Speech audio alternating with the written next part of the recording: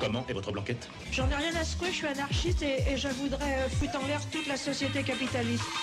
Vous êtes à l'écoute de Faut se le dire sur Radio Occitanie en live vidéo sur Facebook. Merci d'être là, vous êtes de plus en plus nombreux. Vous êtes nombreux ce soir, ça fait plaisir. N'hésitez pas à commenter l'émission, à réagir, à poser vos questions à mon deuxième invité. Je remercie énormément Laurine Junot d'avoir été avec nous. Allez voir le clip, il est canon, et de toute façon je vais mettre tout ça sur nos réseaux sociaux, Twitter, Instagram, Facebook, parce que là aussi vous êtes de plus en plus nombreux et ça fait plaisir à tout le monde.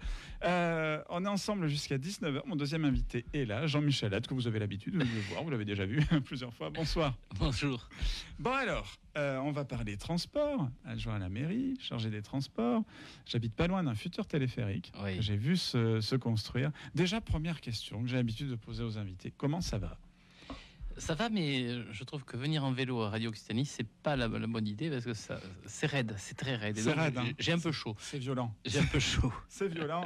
C'est pour ça que vous venez nous annoncer un 2 secondes téléphérique qui partira d'en bas de l'avenue de la Gloire pour monter au sommet, bien évidemment. La station Radio Occitanie sera au milieu. Voilà, on passera à l'intérieur des émissions de Radio Occitanie. Bon, ensuite, pour les transports, un nouveau téléphérique est en train d'arriver. Il sera là cet été ? Non, en décembre. En décembre. En décembre. Pourquoi je m'étais mis cet été dans la tête, moi ? Parce que c'était la date d'avant Covid. Et en fait, il y a eu quelques retards, parce que le chantier a été parfois très compliqué à gérer. Et donc, voilà. Donc, on arrive à la fin quand même du processus. C'est un chantier qui est assez rapide. Je passe devant assez souvent. Oui. C'est impressionnant. Ça sort de... Vraiment, vous savez, quand on dit on voit quelque chose sortir de terre, c'est dingue. Mais il y a juste l'emprise au sol des 5 piliers. Et ça, c'est plus simple qu'un métro, c'est plus simple même qu'un bus en voie à site propre. Et puis après, il y a les stations. Et là, c'est du classique, c'est du bâti classique, quoi. Il n'y a pas de subtilité. Alors après, on a des processus qui sont passionnants. En novembre, on a eu l'accrochage du câble avec un super Puma qui est venu se placer à proximité de chaque pylône. C'était assez fou. Aidé d'un drone. Oui, aussi un drone. Après, je sais plus. C'est-à-dire côté Garonne, c'était un Puma, et côté Rangueil, c'était un drone, parce qu'on était sur une portée qui était plus courte. Enfin, c'était assez spectaculaire. Et puis, les câbles ont été tirés, les accroches ont été placées. Et là, on va arriver à une nouvelle phase, qui est une phase intéressante. C'est l'accrochage des cabines. Elles sont là, elles sont arrivées. Et donc, juin, juillet, on accroche les cabines.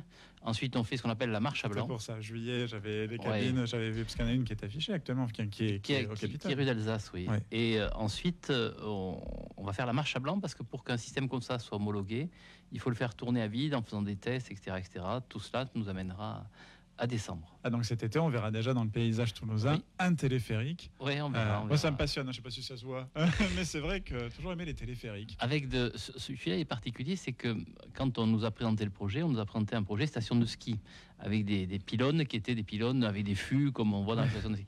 Et nous, on a dit en milieu urbain, c'est pas possible. Et donc, ils nous ont designé les pylônes. Et je trouve qu'ils sont très beaux. Les pylônes sont très beaux. C'est ça. On aurait pu avoir peur au début que ça allait gâcher le paysage. Et en fait, non, ça se... Moi, je le dis, vraiment, j'habite là-bas. J'habite à Rangueil. Donc, c'est vrai que je passe souvent par là. Et c'est vrai que ça se lit bien. Et c'est très impressionnant, même sans les cabines encore. Quand on passe de l'autre côté pour la vieille Toulouse, un endroit magnifique. Si vous ne connaissez pas et que vous êtes nouveau à Toulouse, allez voir vieille Toulouse, c'est fabuleux. Mais quand on passe derrière, on voit ces câbles et on imagine très vite le téléphérique. Ça me fait penser à du Dali. C'est surnaturel à chaque fois. Il y a un peu ça. C'est très beau. Enfin, je suis d'accord. C'est les retours qu'on a. Les Toulousains nous disent que les pylônes sont beaux, que c'est un produit qui est en soi intéressant. Comment est venue l'idée de très loin de faire ça? C'est vrai qu'on en avait parlé une fois dans Faut se le dire. Très loin. Il y a eu plein d'étapes. La première étape, c'est AZF qui rase le secteur de Total. Forcément. Douste-Blazy a l'idée de mettre en place un oncopole, et il dit, finalement, on pourra relier l'oncopole, l'hôpital et Rangueil avec un téléphérique. Et puis l'idée est reprise par Pierre Cohen, le maire suivant, qui se focalise sur les 3 stations. Et c'est relancé en 2014 avec une idée un peu différente, c'est qu'on parle désormais de ceinture sud, c'est-à-dire que ce n'est pas uniquement un téléphérique qui fait Rangueil-Oncopole, mais aux 2 extrémités, on met en place un système de bus rapide, une grande ceinture sud, qui va d'un côté vers Montaudran-Saint-Orens et de l'autre côté vers Colomiers. Et en fait, le téléphérique est devenu le maillon central de la ceinture sud. Voilà un peu l'histoire. D'accord, oui, ça va être encore plus facile. C'est vrai qu'il manquait quelque chose ici. Surtout qu'on avait la Garonne et la colline de Pêche-David, il y a 30 ans, il y avait une idée à la mode, c'est de faire un immense tunnel routier qui passerait dessous. C'était ce qu'on faisait partout. Ouais, ça aurait été dommage. Ça aurait été très dommage. Et aujourd'hui, on est plus raisonnable, d'où l'idée de téléphérique. Pour passer la Garonne, pour passer la colline, c'est pas mal. C'est rapide, écologiquement parlant, c'est bien. C'est impressionnant. le système qui pollue le moins. Ouais. Si on est en électrique, le trajet se fera en 10 minutes. Il y aura une cabine toutes les minutes et demie. Cabine qui fait 35 personnes. Voilà, ça devrait bien marcher. Ça tiendra. Oui, puis quand on arrive sur la partie hôpital et qu'on descend à l'hôpital, on est sur la colline, on a 300 mètres à faire et on arrive sur le plus beau point de vue qu'on puisse imaginer de Toulouse. À droite, la ville, à gauche, les Pyrénées. C'est incroyable, c'est un endroit incroyable. Et la vue va être dingue parce que c'est vrai qu'on s'imagine déjà quand on est sur les hauteurs de Pêche-David, on se retrouve souvent pour un pique-nique, boire un verre avec les amis, voir le feu d'artifice quand on n'est pas en centre-ville. Et c'est vrai que déjà c'est impressionnant. De voir cette Garonne comme ça, c'est sublime, c'est magnifique. Mais alors là, depuis, parce que finalement c'est encore plus haut, on voit même en dessous, enfin, ça va être vraiment une nouvelle... ça sera très très beau. Il y aura une part touristique, je pense. C'est ça, c'est ce que j'allais dire. J'allais venir à ça, les touristes vont se régaler. Bien sûr. Parce qu'ils vont voir vraiment de tous les côtés. Les Pyrénées, on a l'impression d'être à côté des Pyrénées, vraiment très proches. Elles sont juste là. Non, ça va être très très beau. J'ai fait faire des photos cet hiver où on voyait le pylône et les Pyrénées. Oui. C'est magique. C'est magique. Homme de montagne, c'est vrai. Ça doit être. Je vois ma vallée presque. on y est presque, on y est pas loin. On va parler ensuite métro également. On va terminer le téléphérique. Moi, c'est mon avis personnel de Toulousain. Ça ne veut même pas être d'animateur ni de journaliste. Je suis pas journaliste, mais voilà, en tout cas pas d'animateur. Mais c'est vrai que ce téléphérique, il va amener quelque chose de nouveau. J'ai l'impression que tout ce qui est du côté de là-bas, de Montauban aussi, est en train de beaucoup se développer. Bien sûr. J'ai découvert, on allait avoir un UGC, un cinéma qui va être en face de la des machines, je crois. Enfin, qui a ouvert.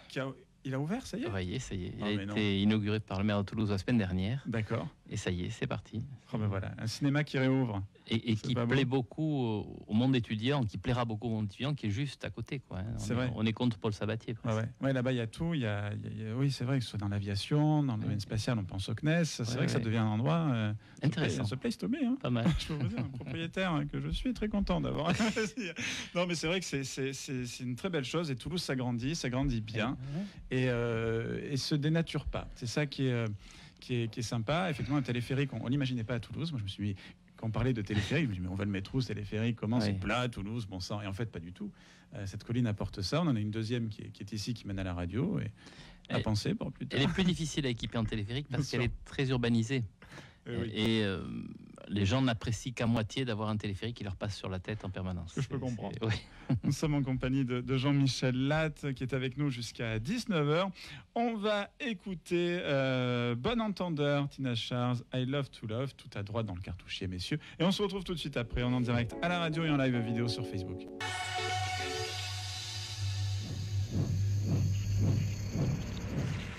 À quoi tu penses? Je pense que quand on mettra les cons sur orbite, t'as pas fini de tourner.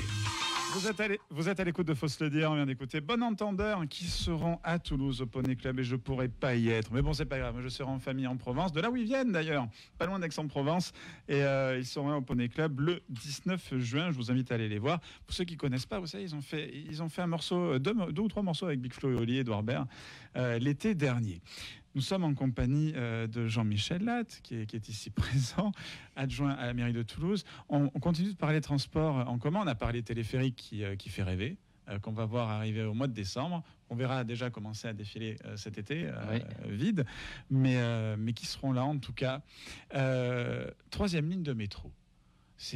Alors, il y a un truc que je ne comprends pas, c'est pourquoi c'est autant décrié. Je vois beaucoup de contre la ligne de métro. Le métro, c'est plutôt bien, c'est écologique, ça emmène d'un point A à un point B très rapidement. L'enquête publique a quand même dit que plus de 70% des Toulousains étaient favorables. Bien sûr. Donc, décrié, voilà. C'est un moyen de transport. Après, on nous dit que c'est lourd, etc. Mais une fois que c'est en place, aujourd'hui, 2 Toulousains sur 3 dans les transports en commun sont dans le métro. C'est les 2 tiers des transports TCO sont des transports à ligne A, ligne B. Voilà, donc c'est efficace, c'est rapide. Alors c'est un grand chantier. C'est ça. Comment on met un chantier en place comme ça? Vous voyez, dans un côté un peu technique, comment ça se passe au niveau des financements, de quand on a l'idée en tête à quand il commence à se réaliser? C'est très long parce qu'il y a beaucoup de phases juridiques. Il y a des phases de concertation obligatoires. On a eu ce qu'on appelle le grand débat public. C'est quelque chose qui est rare, qui est fait pour les grands projets nationaux. Ensuite, on a eu l'enquête publique. On a eu l'enquête publique pour le métro lui-même. Enfin, c'est des années de travail. Et puis, il s'est passé quelque chose il y a 15 jours d'important. C'est qu'on a présenté ce qu'on appelle l'AVP. Ce sont les études avant-projet. L'AVP, c'est la bascule. C'est-à-dire on quitte la partie théorique et on rentre dans la partie pratique. C'est avec cette AVP que les appels d'offres vont être préparés et lancés. Et donc, les chantiers vont commencer. Et alors voilà, donc le chantier commence. Comment ça se prépare techniquement? Il y a une énorme machine qui va creuser un grand trou. Alors, y a à l'extérieur phases. aussi, c'est vrai qu'on se dit, si on creuse, imaginons ça s'effondre d'un côté, de l'autre. Comment? Enfin, techniquement, c'est un chantier hallucinant. Alors on sait faire puisqu'on a déjà fait 2 lignes. Bien sûr. La ligne A, c'était en 1993, donc c'est quelque chose qui est digéré. On aura bientôt les 30 ans de la ligne A. Mais ça dépend des endroits. Là, actuellement, on est dans des chantiers qui sont impactants. Sur Bonnefoy, par exemple, il y a un grand chantier. Ce sont les déviations de réseau. Avant de creuser, il faut éviter de tomber sur des fils électriques et des tuyaux. Et donc, on a cette phase préliminaire qui est de la déviation des réseaux. Et puis ensuite, on aura l'arrivée des tunneliers, 5 tunneliers qui vont fonctionner ensemble. Beaucoup de camions qui partiront chaque jour avec des déblais qu'il faut amener loin pour les traiter et autres. Et puis, ces tunneliers, ils affermissent la station, ils affermissent le tunnel, et ensuite on débouche sur le gros œuvre des stations. Et puis on aura, comme pour le téléphérique, on sera en 2027 par là, ce qu'on appelle la marche à blanc, c'est-à-dire les tests. Ah, je croyais que c'était le mien. Non, ça va, ouf. Très bien. Qu'est-ce que je voulais dire du coup? Ça m'a perdu tout ça. Une ville comme Toulouse, on parle souvent de Toulouse comme un gros village. Ça fait quand même beaucoup de transports en commun. Ça s'agrandit tant que ça. Il y a tant de Toulousains. C'est la ville qui a le plus progressé ces dernières années en population. Hein, on atteindra dans quelques temps les 500 000 Toulousains. Hein, on est à 480 et quelques mille. Donc la progression est très importante. Les courbes montrent même que nous allons dans quelques années dépasser Lyon. On va devenir la 3e ville de France. Voilà. Et donc ces personnes-là, il faut les loger. C'est à la fois parce que la ville est économiquement attractive, c'est aussi parce qu'elle est agréable à vivre. Et puis, c'est une ville jeune, une ville étudiante. Donc tout ça fait que la ville se développe. Les étudiants aiment beaucoup le métro. Hein, et on aura un petit plus à offrir dans les mois qui viennent. C'est que le 3h du matin, le samedi et le vendredi, il deviendra le 3h du matin, le jeudi. Et on sait que le jeudi, c'est un soir que les étudiants aiment beaucoup, affectionnent. Bien sûr. Je suis dans un quartier très étudiant. Et donc, ça permettra de faire vivre la ville, y compris la nuit. Voilà. C'est une ville, ça fait un moment maintenant que vous êtes à la mairie. Oui, je suis un vieil élu. C'est une ville facile à imaginer pour demain, à faire évoluer. Rien n'est facile, surtout sur ça. Donc on a plusieurs temporalités, on a des actions de court terme, des actions moyen terme, des actions de long terme. Moi, avec le métro, le téléphérique, je suis un élu de long terme. Hein. Forcément, les projets, je les lance, je suis pas sûr C'est ça, d'être là. Je serais peut-être revenu dans mes Pyrénées avec mes moutons, mais voilà. Donc il y a cette temporalité qu'il faut accepter, qu'il faut intégrer. Et puis, il y a eu des gens avant, il y a eu des gens après. C'est comme ça qu'on construit la ville. Il faut être modeste aussi. Il faut pas se dire qu'on est juste un passage sur une chaîne longue avec quelque chose qui a beaucoup changé aujourd'hui. C'est la concertation, les projets citoyens. C'est-à-dire que les gens s'intéressent beaucoup plus au devenir de leur ville qu'ils ne s'y intéressaient autrefois. Autrefois, c'était l'élu qui faisait, et puis voilà. On était content, on n'était pas content. Tandis qu'aujourd'hui, on participe à la construction et c'est à la fois compliqué et intéressant. La partie Occitane, à moins que le transport, j'ai loupé quelque chose, je sais pas. Non, avant la partie Occitane, oui. Il y a des bus linéaux qui vont être lancés, il y en a déjà 10, il y en aura 5 de plus.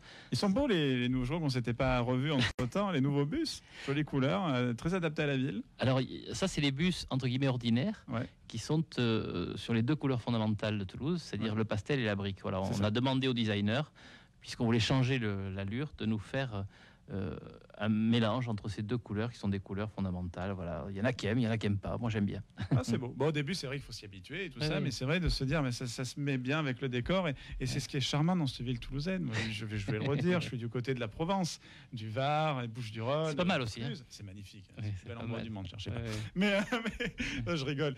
Mais c'est vrai qu'on a eu tendance souvent à dénaturer là-bas, alors qu'à Toulouse, j'ai remarqué qu'il y avait, c'était en symbiose, ça marchait bien, ça collait collait bien. Ouais. Il y a vraiment un esprit toulousain. Oui, je pense. Toulousain au sens très large. Voilà, je pense aussi aux Pyrénées, un esprit sud-ouest, vraiment, réellement, et très ancré, et qu'on voit beaucoup dans Toulouse. Voilà, moi, j'ai pas fait exprès. J'ai eu de la chance. Je suis né toulousain. Donc Et on a vu pendant la crise Covid de nouvelles grandes pistes cyclables se faire. Qu'est-ce qu'on va en garder de ça, justement, de cette façon de circuler à Toulouse? Parce que, et dans toutes les villes de France, je pense que chacun va se remettre un peu... C'est ce qu'on appelle l'urbanisme tactique. On a profité du Covid pour tester. Ouais. Certaines pistes ont très bien marché, d'autres ont moins bien marché, mais bon, c'était intéressant. Et puis, on sent qu'on est en train de basculer dans une nouvelle ère, avec des budgets cyclistes vélos qui vont exploser par rapport à ce qu'ils étaient. Ils étaient misérables, il faut le dire, ils étaient insuffisants. Et donc, on voit que les Toulousains, mais pas que tous les Toulousains, on trouve ça dans les autres villes, sont en train de changer de manière de se déplacer. Beaucoup de vélos électriques, trottinettes électriques, des monoroues aussi, très bizarre. C'est un mix. C'est-à-dire qu'aujourd'hui, on est sur la multimodalité. On passe d'un système à l'autre en fonction de ses besoins. Mais on est beaucoup moins dans l'usage systématique de la voiture, qui a des utilités, qui a des besoins. Pour faire des courses, pour ramener du matériel. Les personnes âgées, il y a beaucoup de choses. Voilà. Mais on est sur une diversification beaucoup plus grande des déplacements qu'autrefois. C'est ça. Il ne faut pas annuler la voiture. Moi, je le dis, c'est pas parce que je rêve de présenter Turbo sur la 6 un jour, mon grand espoir, mon grand rêve. mais Dominique Chabat, si jamais. Mais c'est vrai que faut pas la mettre de côté. J'entends souvent, il faut arrêter totalement la voiture en ville. Non, effectivement, on en a besoin. Si on l'a inventée, c'est pas pour rien. Mais l'améliorer, elle est de plus en plus électrique. Un jour, qui sait, elle sera solaire. Il y a des tas de choses qui vont être inventées. Je vois même certains grands magasins de disques à la base qui vendent également des voitures électriques toutes petites qui roulent à moins de 50 km/h que les jeunes peuvent utiliser. Et à l'avenir, on va vers ça. Mais annuler totalement la voiture serait une pire des solutions parce qu'on en a besoin, quoi qu'il arrive. Mais améliorer les à côté. C'est vrai. Et puis quand on supprime un système, on supprime la liberté de certaines personnes. C'est vrai. Donc il faut faire attention.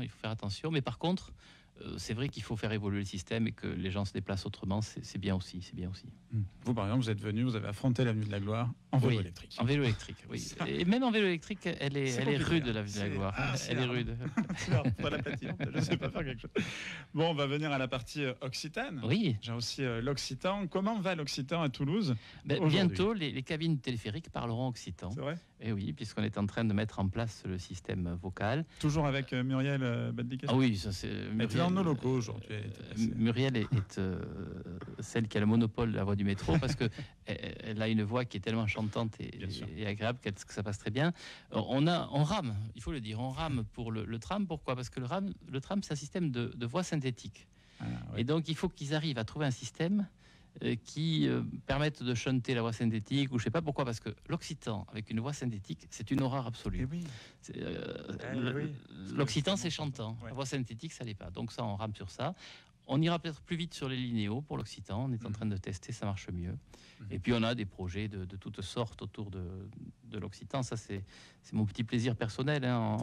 Voilà. Et donc là aujourd'hui, je recevais d'ailleurs Muriel qui était avec des étudiants, des lecteurs du Val qui étaient venus ici. Des scolaires qui sont venus visiter le Capitole. Et on a parlé des petits projets. On a même des tout petits projets, mais qui sont importants. Revaloriser la vie de Goudouli à Toulouse. Des choses comme ça qui rappellent que Toulouse est une ville avant tout occitane. Et les progrès sont à faire là encore. On a plein de projets grâce aux associations, parce que là aussi, l'imaginaire vient de l'associatif et c'est eux qui nous poussent, qui nous aident. C'est vrai que l'occitan revient beaucoup. Beaucoup de jeunes le parlent, ont envie de le parler. On l'entend, il y a la loi Paul Molac pour les langues régionales. Bon, même ça a été retoqué, c'est un combat là encore. Mais en tout cas, on en parle de plus en plus. D'ailleurs, elle a été adoptée au début. C'était étonnant. Ça a surpris un peu tout le monde que ça passe. Oui, et ça passe bien surtout, avec un énorme vote. C'est ça. Ce qui rend scandaleux le recours des 60 députés. Totalement. Sénateurs. Ce qui est fou. On parlait de séparatisme. Moi qui suis très républicain, je vois pas en quoi. Moi, je n'ai jamais trouvé ça. Au contraire, je trouvais que c'était toujours un plus et c'est quelque chose qu'on a de toute manière de base. C'est évident. Et ça va pas contre, bien sûr, mais ça c'est dans tous les milieux. Il y a toujours quelqu'un qui veut être indépendant, qui veut tout ça. Mais dans la grande majorité, moi je vois surtout des gens qui aiment le parler, qui le parlent normalement, qui continuent de faire vivre et non plus survivre cette langue en fait. Je remarque. C'est une évidence. Donc, Et alors, ce que vous dites est important. Il y a une phase quand même lutte aujourd'hui. bien sûr. Donc il y a eu la manifestation sur ça. On a même prévu une manifestation la semaine prochaine face à un média local que je ne citerai pas, mais qui a tendance à oublier sa mission de service public. Voilà, donc on se retrouvera pour protester contre la baisse de programmes occitans sur des médias qui pourtant étaient porteurs. Voilà. Et surtout qui marchent très bien. C'est les meilleurs, c'est les podcasts, c'est ce qui est le plus, même si on n'est pas concurrent, c'est un ami. On l'embrasse, Jérôme. mais Jérôme fait des trucs magnifiques. Il est incroyable. Pour moi, c'est le meilleur. On va pas se mentir, c'est le meilleur. Il arrive à faire des programmes podcasts journaliers sur la langue, etc. Incroyable. Donc, je sais pas quand est-ce qu'il dort, mais ça, c'est... Je sais pas non plus. Je sais pas non plus quand est-ce qu'il dort. Et surtout, il est toujours joyeux, même quand il en parle, même quand il parle de lutte, de manifestation. Il le fait toujours avec un espoir et quelque chose de... Voilà, je sais pas s'il nous écoute, s'il va nous écouter, mais en tout cas, il est admirable et il donne envie à tout le monde. Moi, j'ai beaucoup de respect pour lui parce que c'est mon prof. C'est lui qui m'apprend à parler occitan. Et pourtant, je suis un mauvais élève, mais il se bat. Il est patient, il est pédagogue, il va pas, bon, désolé, nous engueuler parce que on a mal prononcé. Au contraire, il va corriger. Moi, je vois que c'est quelqu'un qui corrige sans que ça en ait l'air. Je vais dire un mot, il va le redire en le plaçant dans la phrase, mais en le changeant. Et là, on comprend que c'est un très bon professeur. C'est un enseignant. C'est vraiment un enseignant au beau sens du terme. Et il mérite d'être dans les numéros 1. Enfin, je veux dire, c'est le podcast le plus téléchargé sur une fréquence bleue. mais c'est vrai qu'il est... En France. En France, c'est bleu. Mais voilà, c'est téléchargé, c'est beaucoup écouté. Les gens adorent ça. Ils parlent d'eux, en fait, tout simplement. Et puis, il a sorti un livre qui est très sympa sur les modocs. Là, c'est vraiment... Vous pouvez retrouver l'interview, d'ailleurs, sur la page Facebook de Radio Occitanie. Je fais mon petit placement. On l'avait vu dans la matinale. Bon, et vous, il nous reste encore quelques minutes. Comment vous avez vécu cette crise? On peut dire qu'on commence à en sortir. Bon, après, elle est économique, elle est tout ce qu'on veut, mais en tout cas, la crise, le feu, en tout cas, commence à s'éteindre. Bien. On est en train de déteindre les petites mèches par-ci, par-là. On sent que le pays redémarre, revit. Alors après, je l'ai vécu comme tout à l'heure vous en parliez, c'est-à-dire que le premier confinement, il est peut-être mieux passé que le second. Le second a été pénible, vraiment pénible. Moi, je me suis recentré un petit peu sur mon métier d'universitaire, donc j'ai retravaillé mes cours, mes écrits, etc., etc. Mais là, on sent que les choses redémarrent et puis que les bonnes nouvelles arrivent. Il faut être positif. J'en parlais avec quelqu'un qui travaille ici, mais qui n'est pas là aujourd'hui, Cédric. Et je lui disais, mais moi, cette semaine, je serai grand-père pour la seconde fois, donc c'est quelque chose qui est important. Et lui, qui joue bien son rôle de père, a été sensible à cette évolution de ma situation. On était à l'école de son fils hier, c'est vrai que c'était bien. Oui, c'est intéressant. Et ce qu'il dit est vrai, il dit, il faut donner de bonnes nouvelles aux gens. Donc voilà, moi, jeudi, je serai deuxième fois grand-père, c'est parfait. C'est beau. L'année est bien, là. Là, la vie reprend, au sens propre du terme. Ouais, puis c'est des nouvelles, il faut en profiter. Les terrasses réouvrent. Moi, j'ai traversé Toulouse en venant ici, et les terrasses débordent. Mais c'est merveilleux, quoi. On voit des gens qui se parlent, qui rient, qui chantent. On voit une vie on se rendait pas... C'est bête à dire, mais on se rendait pas compte. On se rendait pas compte qu'on avait ça. Et là, ça paraît bateau. Hein. On nous dit il fallait une bonne guerre. Bon, on se serait passé quand même. Hein. Mais on se rendait. Maintenant qu'elle y était, il faut voir un petit peu retirer, sans oublier bien évidemment tous les drames qui étaient pendant cette crise et qui sont toujours encore aujourd'hui. Mais voilà, on a remis un petit peu l'église au milieu du village, j'ai l'impression. Mais prendre un pot en terrasse, aller manger au restaurant. Et alors, on allait même sous la pluie. Un truc terrible que j'ai ressenti moi, c'est aller voir un match de rugby. Aller voir un match de rugby avec plein de monde autour. Ça, il me tarde. Mais déjà que c'est beau en règle générale quand on rentre, qu'on aime ou pas, qu'on y comprenne quelque chose ou pas. La première fois que je suis rentré c'était Ernest Vallon, j'ai pleuré. J'ai pleuré. Je savais pas ce qui se passait. Mais c'était beau. Il me manque cette foule de 20 000 personnes qui est regroupée dans un même espace. Et on le savait pas. On le savait pas assez. Et ça va arriver. Merci Jean-Michel, hâte d'avoir été avec nous. On termine déjà Merci à toi. l'émission. Il est 19h. Beaucoup de belles choses qu'on s'est dit. Voilà. Surtout, je vais avoir une descente maintenant pour rentrer chez moi. Ah là, ça va être beaucoup plus facile. Merci d'avoir été avec nous dans Faut se le dire. Mais on fera la rentrée ensemble en septembre. Plaisir, avec Mercure. On va plaisir. refaire comme on avait fait en septembre dernier. C'est C'était magique, le magnifique avec Fabien Omar. On s'est régalé. Merci beaucoup à la régie. On se retrouve demain matin avec le Massilia Sound System interviewé par Clément Pêche et le live, l'enregistrement vidéo sera disponible dans la journée de demain. Bonne soirée à tous, à Diciat et Poutou. Bisous, ciao.